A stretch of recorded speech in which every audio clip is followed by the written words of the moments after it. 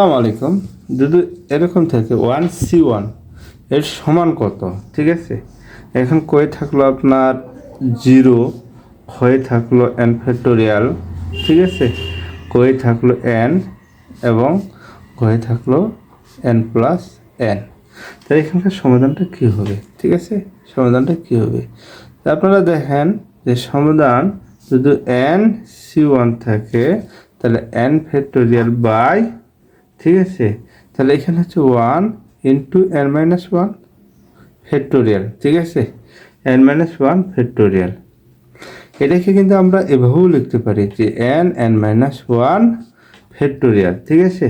এই যে ফ্যাক্টোরিয়ালটাকে তুলে দিয়ে, মানে এই ফ্যাক্টোরিয়ালটাকে তুলে দিয়ে আমরা এভাবেও লিখতে পারি, ঠিক আছে। তাহলে 1 × n−1 ফ্যাক্টোরিয়াল, ঠিক আছে। তাহলে এটা একটা বাদ, তাহলে 1/1 থাকলে হচ্ছে n হচ্ছে, তাহলে উত্তর কী হবে, n হবে। এটা ছিল এই গণিতের সমাধান। ধন্যবাদ আপনাদের।